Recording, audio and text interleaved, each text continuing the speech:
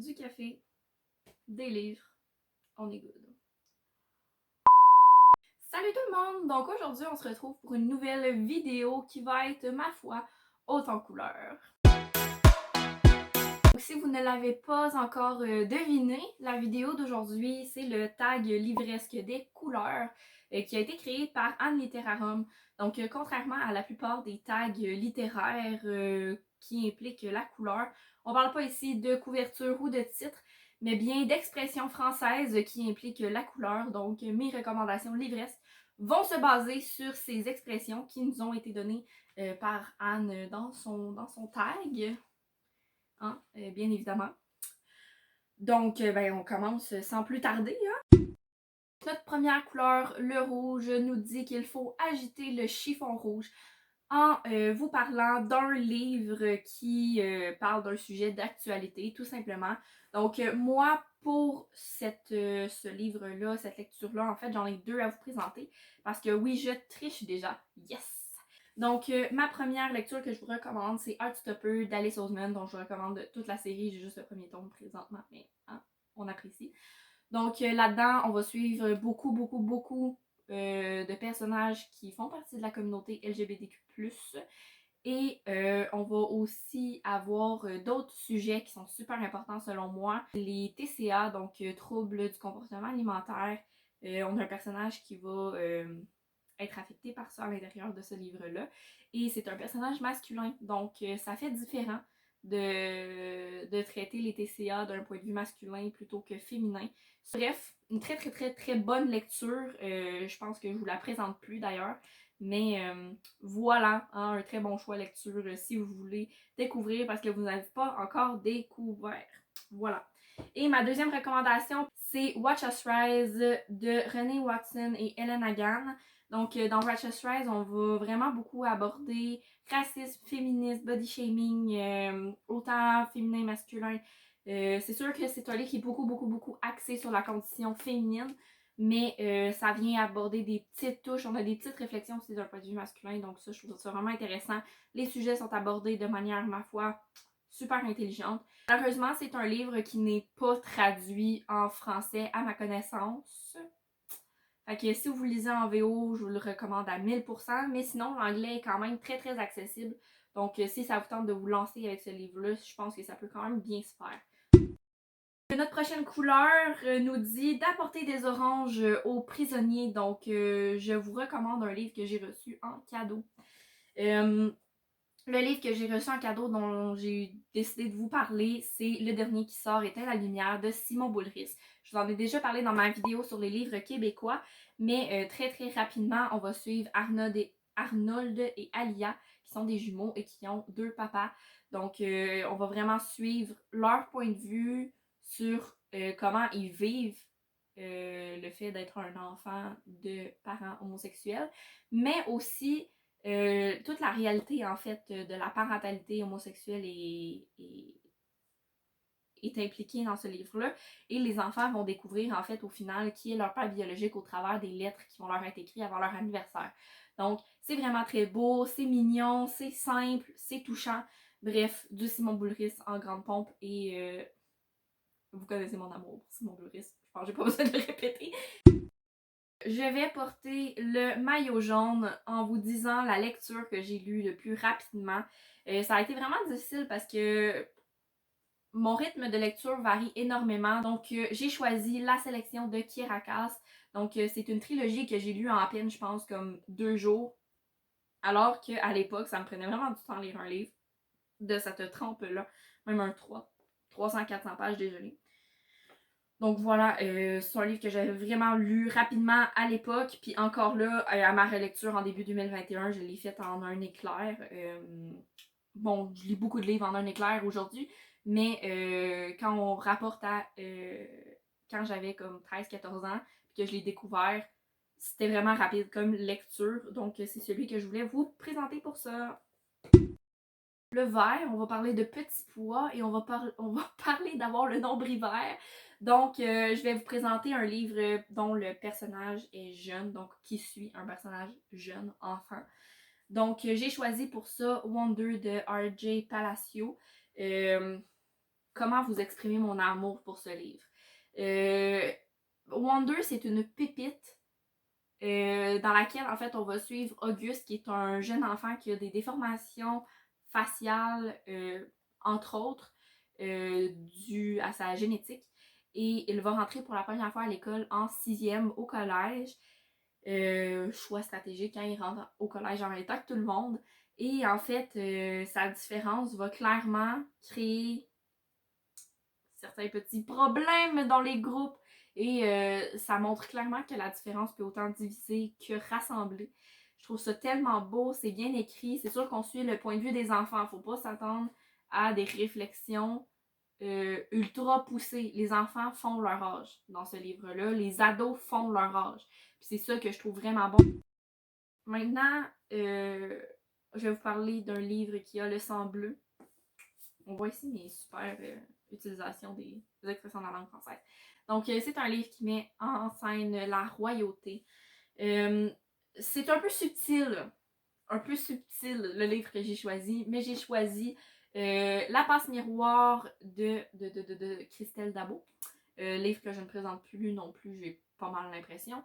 Ce que j'ai bien aimé, c'est le concept, en fait, des arches, puis d'une royauté qui n'est pas présentée comme étant nécessairement une royauté, mais qui a l'allure d'une royauté et qui va varier selon les arches, selon les systèmes. On a vraiment un monde entier, complet, qui, oui, va avoir un peu la même structure de base, mais qui va varier d'une arche à l'autre. Bref, j'ai trouvé ça super intéressant, la manière dont la royauté a été amenée dans ce livre-là. Et c'est pour ça que je vous le présente dans cette catégorie-là. Après, je vous laisse me dire, est-ce que vous considérez oui ou non que la royauté est abordée dans ce livre-là? Selon moi, c'est un oui, mais à vous de juger.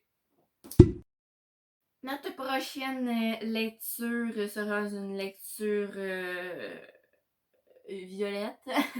Donc, notre expression, c'est faire feu violet. Et c'est dans le fond un livre que j'ai acheté pour la hype, mais que finalement, j'ai bien aimé. Je vais pas vous mentir, je ne suis pas du tout une fille de hype. Je déteste lire des livres qui sont dans la hype. Et je vais lire un livre qui est dans sa hype uniquement si je sais à 1000% que je vais l'aimer. Donc, je prends pas des gros risques quand je lis un livre qui est dans la hype. Un livre, par exemple, que j'ai acheté relativement sur un coup de tête, genre je me doutais fortement que j'allais l'aimer, mais je l'ai un peu acheté sur un coup de tête parce que j'étais frustrée, ok, on se mentira pas, puis que je voulais un petit peu de réconfort en dépensant de l'argent, voilà. Puis qui était en plein dans sa hype, en fait, quand je l'ai acheté. Donc, il s'agit de Le Royaume assassiné d'Alexandra Christo. Je vous laisse mon avis en description de ce livre-là, parce que je l'ai déjà fait. Mais très très rapidement, histoire de sirène, réécriture de la petite sirène, un point de vue, un petit ambiance un peu plus horrifique. Bref, une pépite. Et en plus, Anne Literarum a fait un Live avec l'autrice de ce livre-là. Donc, on a pu avoir le point de vue de l'autrice aussi, ce que j'adore absolument. Je vais d'ailleurs vous laisser aussi le Live en description. On va ouvrir grand nos yeux et on va voir La vie en rose, un livre qui nous rend heureux. Donc pour moi, c'est un livre qui sort peut-être un peu du commun, qui n'est pas nécessairement ultra connu, mais je vous en ai déjà parlé. Donc il s'agit de la saga de manière générale Derrière le miroir d'Ali Todd, que j'ai personnellement en liseuse. C'est un service presse que j'ai reçu pour ceux qui sont pas au courant, mais c'est une pure pépite. Genre, j'ai juste adoré. C'est simple, c'est léger. C'est une romance paranormale, paranormale d'un point de vue magie et non et univers parallèle et non fantôme, etc. Mais voilà, c'est juste génial comme livre. On a vraiment beaucoup de plaisir à le lire. En tout cas, moi j'en ai eu beaucoup. C'est pas nécessairement un livre qui va être genre ultra joyeux tout le long, mais sa simplicité, je le sais pas, ça rend joyeux. Bref, moi j'ai aimé ça. Prochaine lecture. C'est un livre à se faire des cheveux blancs. C'est un livre qui fait peur, un thriller. Plus un thriller qu'un livre qui fait peur. moi j'ai pas peur à grand chose là, pour être bien honnête sur les livres, là, mais en tout cas. Donc ce que je vous recommande en fait, ça va être une duologie parce que c'est une pépite. Mais c'est Le Tricycle rouge de Vincent Houy et suivi par Le Brasier. Fait que duologie, on les put ensemble. On les put ensemble. Donc voilà, c'est ce petit bébé que je vous présente. Je vous le présente parce que c'est les premiers romans de cet auteur-là et que c'est les premiers aussi que j'ai lus. J'ai bien fait les choses. Mais j'aime l'auteur de manière générale. À date de tous les livres que j'ai lus de lui, j'ai vraiment apprécié. Et en fait, ce que j'aime beaucoup, beaucoup de lui, c'est qu'il va jouer avec la psychologie de l'enfance. Donc, tout ce qui se passe dans notre enfance a des répercussions sur notre vie adulte. C'est vraiment de ça que ça se base. Et c'est une pure pépite à chaque fois. Ses intrigues sont géniales et tout. Fait que je vous recommande les deux là, pour ceci. Ensuite, on veut un livre qui va faire travailler notre matière grise. C'est ça, hein? Moi, je suis en train de planter l'expression. Donc, c'est un livre qui nous fait réfléchir, hein? C'est ça. Donc, pour moi, ça va être Il pleuvait des oiseaux. C'est pas nécessairement un livre qui est accessible à tous, j'ai l'impression, parce que c'est définitivement un livre qui fait réfléchir, mais aussi qui est très lent. Il se passe pas grand chose, pour être très très franche. L'action n'est pas palpitante, mais ça apporte à des réflexions vraiment intéressantes sur la mort et la vie. Et j'ai pas le mot d'en dire plus. Si ça vous tente de le découvrir, sautez. Mais c'est ça. Puis si ça vous tente de découvrir l'histoire, mais que lire le livre, ça vous tombe peut-être moins. Il existe un film aussi de Il pleuvait les oiseaux. Donc voilà. Hop, c'est de Jocelyne Saucier. J'ai oublié de dire c'était qui. On arrive maintenant au dernier livre que je vous présente. Donc, ce livre est un mouton noir autant par sa couleur que par son sujet. Donc, c'est un livre qui implique un personnage différent. Donc, comme je vous disais, hein, il est pas mal noir. Donc, je vous présente Dévisagé de Erin Stewart. Donc, dans Dévisagé, on va suivre Ava qui est rescapée, hein, d'un incendie, de l'incendie de sa maison. Donc, elle est grande brûlée et on va la suivre un an plus tard, après l'incendie, le moment où elle retourne au lycée. Donc, c'est toute une épreuve et tout. Elle se définit uniquement par ses cicatrices à ce moment de sa vie et elle va apprendre que, ben, en fait, une personne va beaucoup plus loin que son apparence physique, peu importe c'est quoi son apparence. Donc, voilà, une très, très, très, très, très, très belle histoire qui nous en apprend vraiment beaucoup sur les grands brûlés. L'autrice s'est basée sur des, des vraies histoires, puis elle a fait confirmer genre son livre par des grands brûlés. Et Littérarum a très récemment fait un Live aussi avec l'autrice de Dévisagé. Donc je vous le mets comme d'habitude en description. Donc voilà, ça conclut la vidéo. Donc si vous avez aimé ce tag, je vous invite à le reprendre. Moi je l'ai pas vraiment vu, à part le tag d'Anne quand elle l'a créé. Mais si ça vous tente de reprendre, profitez-en. Genre moi je trouve que c'est un tag qui est super intéressant.